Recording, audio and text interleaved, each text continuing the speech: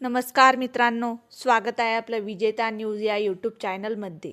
अंधार, मध्यरात्र आणि स्मशान शेजारी सुरू असलेला एक भयानक प्रकार. मित्रांनो, ही गोष्ट आहे महाराष्ट्रातील कोल्हापूर जिल्ह्यातील करवीर तालुक्यातील एक गावाची, जिथे अमावस्येच्या मध्यरात्री जादूटोणा आणि भानामती करताना काही लोकांना रंगेहात पकडण्यात आलं आहे. लोकमतने दिलेल्या माहितीनुसार अमावस्येच्या रात्री स्मशान शेजारी काही संशयित व्यक्ती लिंबू, काळी बाहुली, नारळ, भोपळा, खोबऱ्याचे तुकडे आणि इतर जादूटोण्यांचे साहित्य वापरून काहीतरी मंत्रोच्चार करत होते. गावकऱ्यांना संशय आल्यावर त्यांनी धाडस दाखवत थेट त्या ठिकाणी जाऊन पाहणी केली आणि जे दृश्य दिसलं त्याने सगळ्यांचे धाबे दणाणले. मित्रांनो, आजही 21व्या शतकात जर आपल्या गावात भीती, अंधश्रद्धा आणि जादूटोण्यावर लोक विश्वास ठेवत असतील तर हा केवळ अज्ञानाचा नाही तर समाजाच्या सुरक्षतेचा मोठा प्रश्न आहे. विशेष म्हणजे त्या गावात पाणीपुरवठा संस्थेची निवडणूक सुरू होती. मतदानाच्या आदल्या दिवशीच हा प्रकार उघडकीस आला.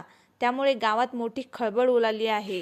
गावकऱ्यांनी तत्काळ ही माहिती इस्लामपूर पोलिसांना दिली. पोलिसांनी घटनास्थळी धाव घेत संशयितांना ताब्यात घेतलं आहे.